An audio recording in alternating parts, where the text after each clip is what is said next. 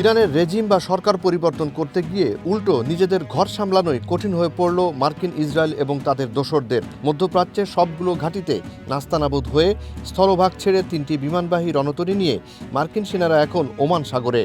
বড় 3টি রণতরী নিয়েও সামনে এগোনোর সাহস পাচ্ছে না তারা। তাই ইরানের বিরুদ্ধে নৌ অবরোধের ঘোষণা দিয়েও তা বাস্তবায়নে অক্ষমতা প্রকাশ পাচ্ছে যুক্তরাষ্ট্রের। আর পারস্য উপসাগর দাপিয়ে বেড়াচ্ছে ইরানের দ্রুতগামী স্পিডবোটগুলো। বিভিন্ন দেশের জাহাজগুলো মেনে চলছে ইরানের আদেশ নিষেধ। আগের তুলনায় যুদ্ধ এবং যুদ্ধ পরবর্তী সময় তেল বিক্রি করে বেশি অর্থ উপার্জন করেছে ইরান। সম্প্রতি ট্যাঙ্কার ট্র্যাকার্স জানায়, ইরান তার তেল টার্মিনালগুলোতে 4.6 মিলিয়ন ব্যারেল অপরিশোধিত তেল লোড করেছে। ব্লুমবার্গ জানায়, যুক্তরাষ্ট্রের অবরোধ সত্ত্বেও ইরান ট্যাঙ্কারে তেল লোড করেছে। ফলে একাধিক তেলবাহী জাহাজ পারস্য উপসাগর পেরিয়ে মিলিয়ন মিলিয়ন ব্যারেল ইরানি তেল বাজারে পৌঁছে দিচ্ছে। যুক্তরাষ্ট্র ও ইসরায়েলকে সতর্ক করে দিয়ে ইরানের খাতাম আল আম্বিয়া সদর দপ্তরের ডেপুটি ইন্সপেক্টর বলেন, ইরানে ফের হামলা হলে যুক্তরাষ্ট্র ও ইসরায়েল কঠিন জবাব পাবে। ইরান মধ্যস্থতাকারীদের বরাতে আল জাজিরা জানায়, যুদ্ধ স্থায়ীভাবে শেষ করার বিষয়ে কোনো চুক্তি না হওয়া পর্যন্ত তারা পারমাণবিক কর্মসূচি বা হরমুজ প্রণালী নিয়ে কোনো আলোচনা করবে না।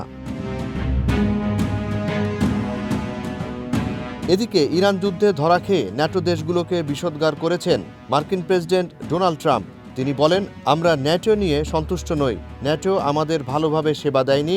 আমরা বহু বছর ধরে তাদের সেবা করে আসছি এবং $1 ট্রিলিয়ন ব্যয় করেছি, কিন্তু যখন আমরা সামান্য সাহায্য চাইলাম তখন তারা রাজি হয়নি। তাই আমাদের এ বিষয়টি মনে রাখা উচিত।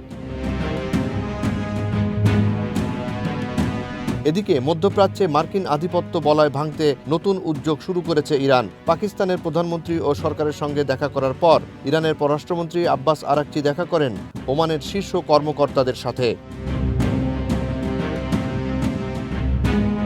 এরপর আবারও যান পাকিস্তানে।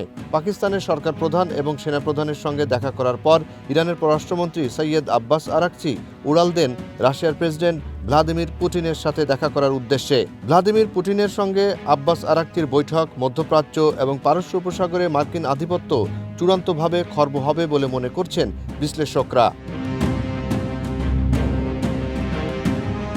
এদিকে বিদেশি সাংবাদিকদের নিয়ে ইস্পাহানে ব্যর্থ মার্কিন অভিযানের স্থান ঘুরে দেখিয়েছে ইরান, যেখানে অভিযান চালাতে গিয়ে বিধ্বস্ত হয় অত্যাধুনিক C-135 হারকিউলিসের মতো পরিবহন বিমান, ব্ল্যাক হক হেলিকপ্টার, চিনুক হেলিকপ্টারের মতো আকাশে ব্যবহার করা যুদ্ধযান।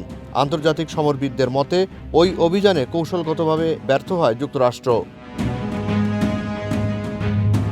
জুনায়েদ আলী সাকি, বৈশাখী সংবাদ।